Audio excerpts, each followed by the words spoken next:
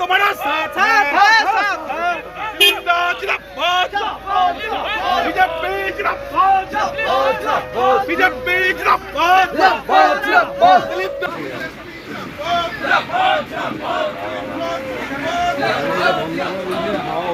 সব বসে খোলা করতে হতো তাহলে হাওয়াটা আসতো।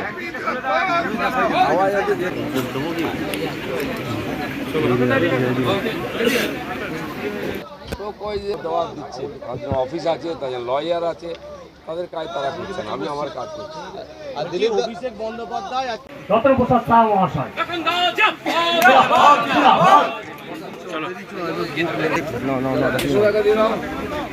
আমাদের যুব সভাপতি এবং লোকসভার কনভেনার বিমান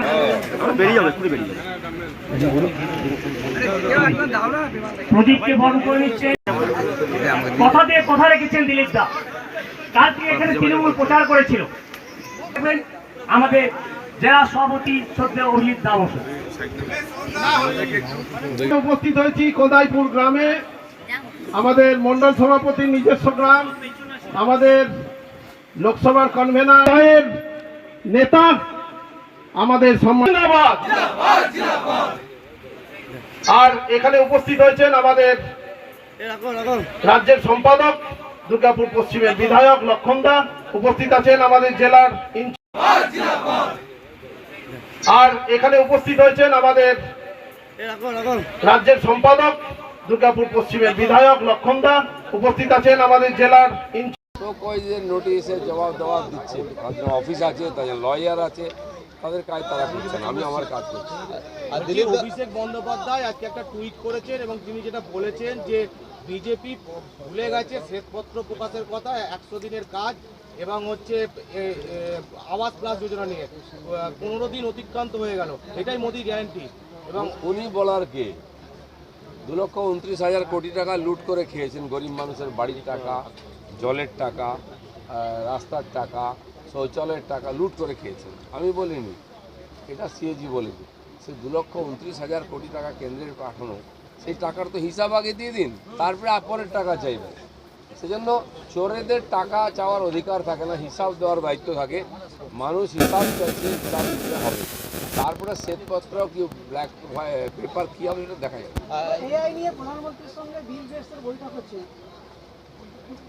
ভারতের দিকে অনেকেই আসছেন, কেউ ইলেকট্রনিক গাড়ি তৈরি করবে, কেউ এআই প্রযুক্তি নিয়ে আসবে, কেউ অন্য মোবাইল তৈরি করবে। সব বড় বড় কোম্পানি দুনিয়াতে যারা কাজ করেন ভারতকে তাদের ডেস্টিনেশন মনে করছেন, তাই মাননীয় প্রধানমন্ত্রীর সঙ্গে মিটিং করে এখানে ইনভেস্টের জন্য চিন্তা ভাবনা করছে। একসময় বামেরা কম্পিউটার নিয়ে বিরোধিতা করতো, এখন সেই বামেরা এআই প্রযুক্তি নিয়ে ব্যবহার করে প্রচার করছে, কি বলবো? বামেরা এরকমই চিরদিন দেরিতে বোঝে একটু, আর বুঝতে বুঝতে পার্টিতেই শেষ হয়। দিলীপ দা, তৃণমূলের পক্ষ থেকে এক্স হ্যান্ডেলে একটা পোস্ট করা হয়েছে, যেখানে দেখা যাচ্ছে একটা কার্টুন ছবি পোস্ট করা হয়েছে, মুখ্যমন্ত্রীকে দেখা যাচ্ছে যে প্রধানমন্ত্রীকে তিনি কার্যত লাত মারেন, কি বলবেন? কে করেছে জানি না, লাত করেই করেছে কেউ। বীরভূমে তৃণমূল শ্রমিক ইউনিয়নের নেতার দেহ উদ্ধার হচ্ছে পাথর খাদান। খুবই দুঃখের বিষয়, পাথর খাদান নিয়ে বহু রাজনীতি, বহু বিতর্ক আছে। আর এই জায়গাগুলো, পাথর খাদান, কয়লা খাদান, এগুলো হচ্ছে মানুষ মারার একটা ষড়যন্ত্রের জায়গা। সমস্ত অবৈধ কাজ চলে, হয়তো মানুষ পেটের জন্য ওখানে যেতে বাধ্য হয়, কিন্তু কোনো আইন শৃঙ্খলা নেই, লুটপাট খুনাখুনি হয়। প্রশাসনের দেখা উচিত যেন এই ধরনের মানুষের প্রাণ বেঘরে না যায়। দাদা, কীর্তি আজাদ কালকে বলেছেন যে দিলীপ ঘোষের মতো খারাপবাসী লোক আর নেই, যে মা বোনেদের সম্মান করে না, দুর্গা মায়ের সম্মান করে না, এরকম মানুষ মহিষাসুর হয়, সমাজে তেমন আর কোনো স্থান নেই। আগে পশ্চিমবঙ্গ সম্বন্ধে জানুন, বর্তমান সম্বন্ধে জানুন, তারপরে কথা বলবেন। জবাব বর্তমানের মানুষ দিয়ে দেবে নাকি? উনি বলছেন 2,40,000 ভোটে জিতবেন। উনি জানেন গুনতে, কবে জিতেছেন মনে আছে? উনি বলবো যে গতবারে ধানবাদে কত ভোট পেয়েছিলেন সেটা গুনে নিন একটু, তারপরে জেতার কথা। মানসিক বিকারগ্রস্ত দেখা যাবে কে বিকারগ্রস্ত, কে কি। 2019-এ এতদিন উনি কার সঙ্গে লড়েছেন জানি না, ক্রিকেট থেকে রিটায়ার্ড হয়েছেন, ধানবাদ ওনাকে আইন থেকে রিটায়ার করে দিয়ে আমরা সন্ন্যাসে পাঠিয়ে দেবো। আপনার প্রতিদ্বন্দ্বী হিসাবে পৃথ্বীরাজ বলেছেন যে চুল্লু ঘর পানি মে ডুব মারনা চাই আপকো। সেটা ইলেকশন কমিশনের জবাব দিতে হবে ওনাকে। আর দিলীপ দা, আপনার বিরুদ্ধে ইতিমধ্যে দুর্গাপুরের একটি থানা, সেখানে হচ্ছে অভিযোগ করা হচ্ছে এবং এফআইআর করা হচ্ছে আপনি নারী বিদ্বেষী এবং নারীদেরকে অনেক লোক দিলীপ ঘোষের নাম নিয়ে প্রচার করছে নিজের, এরকম অনেক জায়গায় পাবেন আরো। 2019-এ এই কেন্দ্রের লোকসভায় বলছি বিধানসভায় বিজেপি এগিয়েছিল তো প্রায় 10,000। তারপরে দেখা গেল বিধানসভায় এই কেন্দ্রে তৃণমূল প্রার্থী জয়লাভ করলো। এই মিরাক্কেল হয়ে যাবে না 21-এর মধ্যে? হ্যাঁ, মিরাক্কেল তো হবেই। গতবারে 18টাতে মিরাক্কেল হয়েছিল, 36টাতে মিরাক্কেল হবে। দেখুন কি হয়। কি বলছি বিধানসভায় আপনারা কি আশা করছেন? সব বিধানসভায় লিড নেবো আমরা এবং ভালোভাবে জিতবো। গতবারে তো অল্প সময় পেয়েছিলেন আমাদের প্রার্থী আলুলিয়াজি, 15 দিনের মধ্যে তো জিতেছিলেন উনি। এবারে মার্জিনটা বাড়াবো। দাদা আপনাকে বলা হয়েছে যে শরীর আপনার মাথা খারাপ আছে। কার মাথা খারাপ হবে 4 জুনের পরে দেখে নেই। চলুন। দুবারের লোকসভা ভোট কলকাতা পুরসভার কাছে যদি কোনো খামতি না থাকে সেজন্য কাউন্সিলরদের নির্দেশ দিয়েছে মুখ্যমন্ত্রী। বাড়ি ভেঙে চাপা পড়ে যাচ্ছে, ডজন লোক মারা যাচ্ছে। আগে তো সেটা বাঁচান। কাউন্সিলরদের খুঁজে পাওয়া যাচ্ছে না, কোথায় চলে যাবে। সমস্ত কাটমানি কোর, অ্যান্টি সোশ্যাল, ওরাই হচ্ছে কাউন্সিলর। জেল খাটা, ডাকাতির কেসে। তো এখন সরকার লোকের কাছে মুখ দেখাতে পারছে না। কখন কে পাড়া চাপা পড়ে মরবে, কে বাড়ি ভেঙে পড়বে, কলকাতার লোকের চিন্তা শেষ। চলুন। আমরা আমাদের মন্ডল প্রেসিডেন্টের গ্রাম কদাইপুরে এসেছি। আর এই মন্ডলের প্রমুখ কার্যকর্তা বুথ সভাপতিকে ডাকা হয়। আমার আসার উদ্দেশ্য আপনাদের সঙ্গে পরিচিত হওয়া। আপনারা হয়তো আমাকে জানেন আজ নয় আগের থেকে, কিন্তু আপনাদের সঙ্গে সবার মুখোমুখি পরিচয় হওয়ার সুযোগ হয়নি। এই যে লোকসভা নির্বাচন, যে নির্বাচনে আরেকবার মোদী সরকার, তৃতীয়বার মোদী সরকার হবে, সরকার তো হবেই, সরকার হবে তো দুনিয়ার কোন শক্তি আটকাতে পারবে না। আর আমাদেরকে 36টা বাংলা থেকে সংখ্যা দিতে বলা হয়েছে। কারণ কি, এবার টার্গেট প্রধানমন্ত্রী বলেছেন বিজেপি একাই 370 পার। গতবারে 300 পার হয়েছিল, আবকিবার 300 পার। তো আমরা 18টা সিট দেওয়ার পরে 300 পার হয়েছে, 282 থেকে 300। যেহেতু সরকার এসে প্রথমে 370 ধারা পার করে দিয়েছে, তাই প্রধানমন্ত্রী বলছেন 370 চাই। আর তার জন্য এখান থেকে 36 চাই। আর আমাদের যে এনডিএ পরিবার, একাধিক পার্টিকে নিয়ে, যারা বহুদিন ধরে একসঙ্গে মোদীজিকে প্রধানমন্ত্রী বানিয়ে দেশের উন্নয়নের সাথী আছেন, সেই সবাইকে নিয়ে 400 পার করতে হবে এবারে। সেই সংকল্প নিয়ে আমরা কাজ করছি। আর আমরা যারা বর্ধমান দুর্গাপুর লোকসভার কর্মী, গতবারে আমরা দেখিয়ে দিয়েছি যে এখানে লোকসভা জেতা যায়। আমাদের বরিষ্ঠ নেতা মাননীয় সুরেন্দ্র সিং আলুওয়ালিয়া মাত্র 15-16 দিন আগে এসেছিলেন এখানে, আর আপনারা তাকে জিতে সোজা দিল্লিতে এমপি করে পাঠিয়ে দিন। তো কি আছে, করোনা ইত্যাদি অনেক কিছু গেছে, গতবারে অনেক কিছু করার থাকলেও করা যায়নি। এমনকি কেন্দ্র সরকার যে 5 কোটি টাকা এমপিদের দেয়, সেটাও 1 বছর 2 বছর দেয়নি। আর দিয়েছিল, টাকা আসতে অনেক দেরি হয়েছে। আমি মেদিনীপুরে এমপি ছিলাম, আমি অনেক লড়াই ঝগড়া করে মাত্র 7 কোটি টাকা এসেছিল, আসার কথা 17 কোটি। টাকা আসতে দেয় না, কাজ করে না, ইউটিলাইজেশন সার্টিফিকেট দেয় না। ভিডিও ঘেরাও করেছি, ডিএম ঘেরাও করেছি, দেবে না মানে আমাদের টাকা, জনগণের টাকা। শেষ পর্যন্ত 17 কোটি টাকা এনে সব ডিস্ট্রিবিউট করে খরচা করে আমি চলে এসেছি। তো সমস্যা অনেক ছিল। তো সেজন্য 21 সালে আমার বিধানসভা নির্বাচন হয়। লড়াই আমরা পুরো দিয়েছি, কিন্তু লোকসভায় এখানে লিড ছিল, বিধানসভায় সে লিড আমরা পাইনি বলে বিধায়ক জিতাতে পারেনি। লক্ষণদা একমাত্র এই লোকসভা থেকে একা জিতেছিল। কিন্তু মানুষ একবার দেখিয়ে দিয়েছে যে আমরা পদ্ম ফুলের সঙ্গে আছি, তাই আমরা এমপি জিতেছিলাম। মানুষ মোদীকে চায়, মোদীর উন্নয়নকে চায়, ভারত বিশ্বগুরু হোক এটা চায়। গরিব মানুষের বাড়ির সামনে জলের কল আসুক, গরিব মানুষের বাড়ির সামনে পাকা ফুটপাত রাস্তা হোক, ট্রেন হোক, গরিব মানুষের বাড়িতে চাল ডাল আসুক, গ্যাস আসুক, গরিব মানুষের মাথার উপরে পাকা ছাদ হোক। তাই মানুষ দুবার মোদীকে জিতিয়েছে, তৃতীয়বারও জেতাম। এই যে গ্রাম বাংলার গরিব মানুষগুলো, এই যে প্রায় 60% মানুষ ভারতবর্ষের, যারা গ্রামে গঞ্জে থাকেন, গরিব মানুষ, খেটে খান, চাষবাস করেন, মজদুরি করেন, তাদের কথা কেউ ভাবেনি 75 বছর। স্লোগান হয়েছে গরিবি হটাও এ তা, কিন্তু গরিব হটানো হয়নি, গরিব বেড়ে গেছে আস্তে আস্তে। 3 দিন চলেছে নূতন ভবন, কেবল মহিলারাই দর্শন যাবে, 4-5 হাজার মহিলা রোজ আসতেন। একটা টিম হলো 1 ঘন্টা বসলো, দেখলো, চলে গেল, আবার এলো, মহিলারাই দেখে। তো মহিলাদের সম্মান দিতে হয়, অধিকার দিতে হয় মোদীর কাছ থেকে। বাড়ি হচ্ছে তার নাম আছে, বাড়ি থেকে ঝগড়া হলো, কর্তাবাবু বলছেন এই আমার বাড়ি, বেরো এখান থেকে, কি বলো কিনা, বাড়িতে একটু খেয়ে দিয়েছে আর তোর ভামকানো শুরু হয়ে গেল, সেটা বলতে পারবে না। গিন্নি বলবে আমারও অর্ধেক ভাগ আছে, মোদী আমাকে দিয়েছে, বেরো, তোমারও সুবিধা, রাস্তায় সব গিয়ে ঘরে শুতে দেবো। বেশি বাড়াবাড়ি করলে আজ রান্না বলবো, কারণ গ্যাসটা আমার নামে দিয়েছে মোদী, রান্না করবো না, কোথায় খাবে খাও, মায়েরা বলছে। আর যদি আরো বাড়াবাড়ি করেছো, সকালবেলা পায়খানা করে তালা মেরে দেবো, ওটা আমার নামে আছে, যাও কোথায় যাও, বাস বলে। আজ মোদীজি মহিলাদের সম্মান, সুরক্ষা, স্বাভিমান বাড়িয়েছে। আমরা দাবি করতে পারি প্রত্যেকটি মায়ের কাছে যে আপনার যে ছেলে দিল্লিতে আছে, সে আপনার কথা ভাবছে, আপনি তাকে আরেকবার প্রধানমন্ত্রী করেন, আপনার সম্মান সুরক্ষাকে নিশ্চিত করে দেবেন উনি। তো সেই জন্য আরেকবার মোদী সরকার, আবকিবার 400 পার, আর যত কাজ বাকি আছে তা মোদীজি করবেন, বিশ্বাস করে মানুষ। তাই আমাদের দায়িত্ব প্রত্যেকটি পরিবারে গিয়ে প্রত্যেকটি মানুষকে বোঝানো যে মোদীজি একমাত্র প্রধানমন্ত্রী, যে এরকম আপনার মতো গরিব পরিবার থেকে গেছেন, গরিবের কষ্ট বোঝেন, তিনি গরিবের ভাগ্য ফিরিয়ে দেবেন, ছেলে মেয়েদের ভবিষ্যৎ ঠিক করে দেবেন। যেমন চাল ডাল তেল নুন দিচ্ছেন, 5 বছর ধরে আমরা ফ্রিতে রেশন খাচ্ছি, বিশ্বের কোনো দেশ দেয়, বিশ্বের কোন দেশে ঝগড়াঝাটি যুদ্ধ হলে একটি ভারতীয় যতক্ষণ আছে, ভারতের বিমান নামে তাকে নিয়ে আসে, হাজার হাজার ছাত্র ছাত্রী নাগরিকরা, সে লিবিয়া বলুন, সে কাতার বলুন, সে ইউক্রেন বলুন, যেখানে যুদ্ধ হচ্ছে সেখান থেকে ভারতীয় উদ্ধার করে, সেটাকে কেউ করে। মন্ত্রীরা পৌঁছে যাচ্ছেন গোলাগুলির মাঝখানে, শেষ ব্যক্তিকে পর্যন্ত নিয়ে আসে।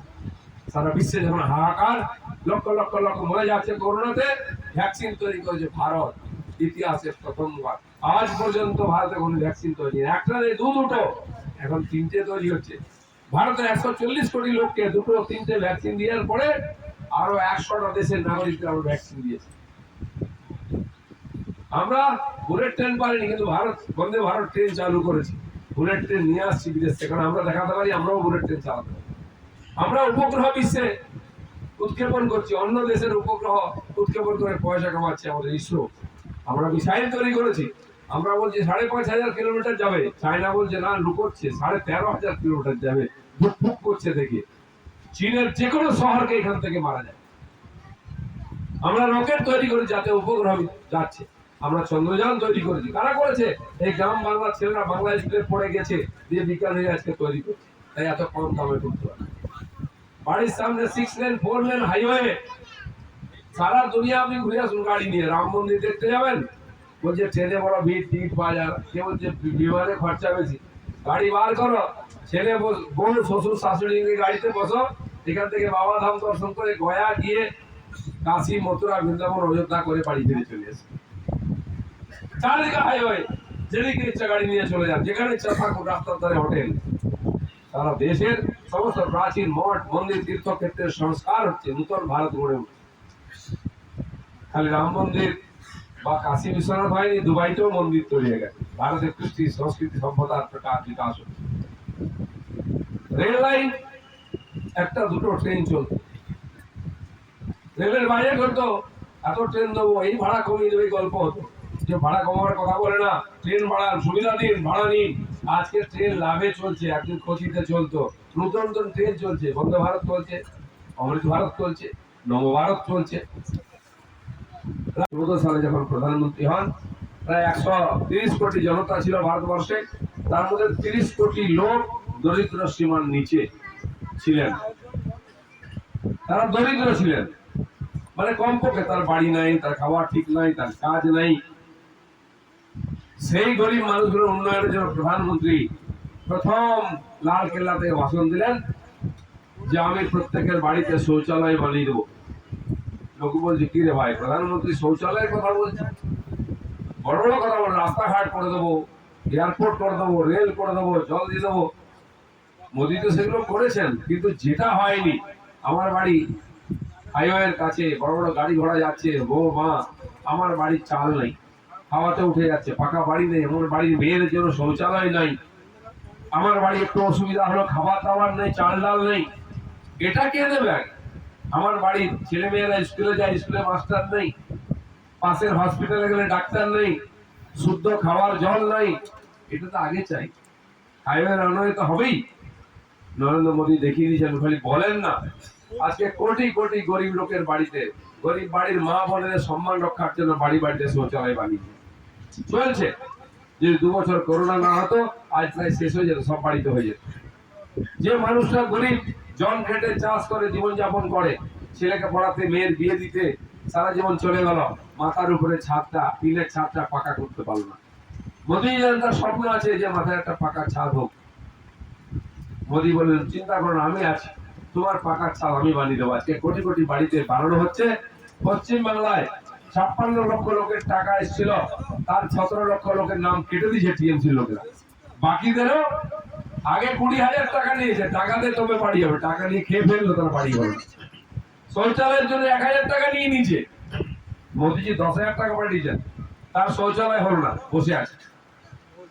বাড়ি বাড়িতে জলের পাইপ দেবে, খাওয়ার জলের পরে টাকা এসে গেছে কেন্দ্র থেকে, সে টাকা গায়েব, বাড়ির সামনে জল আসেনি। এখন আমি গ্রামে দেখছি, নির্বাচনে লোক জিজ্ঞেস করবে জলের টাকা কোথায় গেল, জল জীবন, তো গ্রামে গ্রামে পাইপ লাগানো হচ্ছে, সব গ্রামের রাস্তা খুঁড়ে দিয়েছে। কেন? 3 বছর টাকা পড়ে আছে, কোথায় ছিল? তার সুদটা কে গেল? পিসি ভাইপো। কেন্দ্রের টাকা ব্যাংকে থাকবে, সুদ খাবেন আপনারা।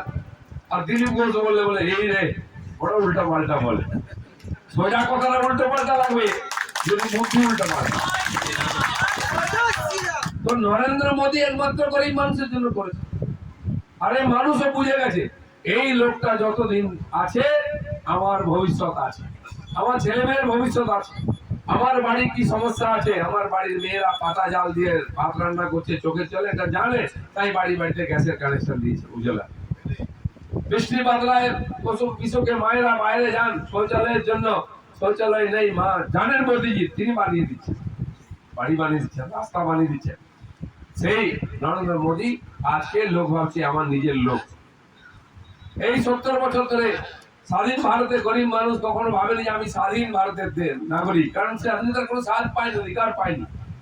নরেন্দ্র মোদী আসার পরে ভাবলো যে হ্যাঁ আমার জন্য একটা লোক আছে, ভাবে সে দিল্লি থাকে, ওই দাড়িওয়ালা লোকটা নরেন্দ্র মোদী। সে জানে আমার বাড়িতে খড়ের কাঠে রান্না হচ্ছে, সে জানে আমার বাড়িতে বৃষ্টির দিনে চাল জল পড়ে চুইয়ে, সে জানে আমি মেয়ের বিয়ে দিতে পুতুল হয়ে গেছি, লোন করেছি, সে জানে আমি আমার বাড়ির টাকা পয়সা নাই বলে সময়ে ধানের বীজ কিনতে পারি না, সার কিনতে পারি না, 6 বিঘা চাষ করতে চাইলে 4 বিঘা করে 2 বিঘা জমি পড়ে থাকে, কারণ সার বীজের পয়সা নেই। তাই প্রত্যেকটি কৃষককে বছরে 6,000 টাকা দেওয়ার কথা উনি ঘোষণা করেছেন, অ্যাকাউন্টের মাধ্যমে আসছেও, কিন্তু পশ্চিমবঙ্গে অর্ধেক কৃষক এখনো পায়নি, কারণ দিদিমণিরা নাম ঠিকানা তার খরচার এরপর অ্যাকাউন্ট নম্বর পাঠান না, কারণ ওইটা কাটমানি খাওয়া যায় না, কারণ ব্যাংকে টাকা চলে আসে। যেখানে কাটমানি নেই সেখানে পার্টি নেই, সরকার নেই। কিন্তু আজ হোক কাল হোক সবাইকে আমরা টাকা দেবো, আর সেই টাকা গোটাটাই আসবে। 6,000 কে 6,000 পাবে যখন আলু চাষ করবে, যখন তিল চাষ করবে, যখন ধান চাষ করবে, পাট চাষ করবে, বীজ কিনবে, সার কিনবে, জল কিনবে, সময়ে চাষ করবে। চাষিকে তাকিয়ে রাখতে হবে। এবং প্রত্যেক বছর ফসল বীমা করেছেন, জমির সয়েল টেস্টিং এর ব্যবস্থা হচ্ছে, এবং সাবসিডি প্রত্যেকটি সহায়ক মূল্য ধান থেকে আরম্ভ করে 10টা জিনিসের মোদীজি বাড়িয়েছে। মোদীজি প্রধানমন্ত্রী হলেন, 1200 টাকা ধান কিন্তু সরকার কি কিন্তু কিনা, কিন্তু চারিদিকে ধান, আমরা সব চাষা লোক। আজ 1200 টাকা থেকে গত বছর চাষিরা 2,000 টাকার বেশি দামে ধান বিক্রি করেছে কিনা। তারপরে অনেক নাটক আছে, আবার জমা দিয়ে যাও 3 মাস পরে টাকা পাবে। ধান নিয়ে এসো কত, 50 কিলো লেগ 44 কিলো লেগ, কেন 6 কিলো যা ঘুষি যাবে, ভেজা আছে ধান, 6 কিলো ধান মানে 60 টাকা খেলো, কত লুট করবি রে। দুঃখের শেষ নেই আমাদের।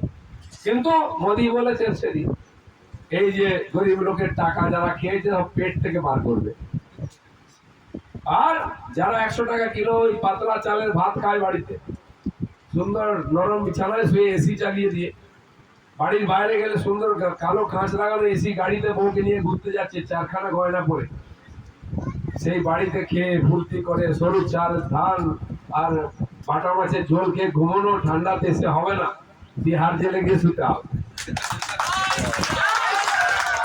খালি বলি না 2-4 জন পৌঁছে গেছে, বাকিরা এখন টিকিট কনফার্ম হয়নি, যাবেন সব।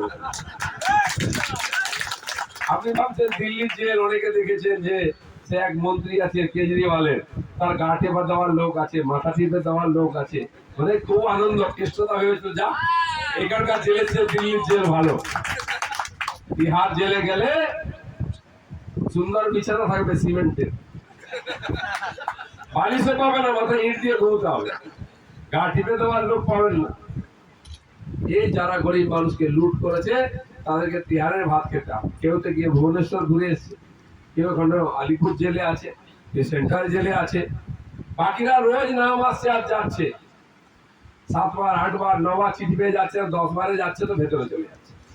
এখনো কয়জন ঘুরে বেড়াচ্ছে, চিঠির উত্তর দেন না, কপালে লেখা আছে জেলের ভাত, কেউ আটকাতে পারবে না। সেজন্য নরেন্দ্র মোদী যেটা বলেন সেটা করেন, করে দেখেন সারা দেশ, সে যত বড় নেতা হোক, চিদাম্বরের মতো দেশের হোম মিনিস্টার অর্থমন্ত্রী, তাকেও বাড়ি থেকে তুলে নিয়ে গিয়ে জেল ঢুকিয়েছে। ওই ফর্সা দিদিমণি বিদেশ থেকে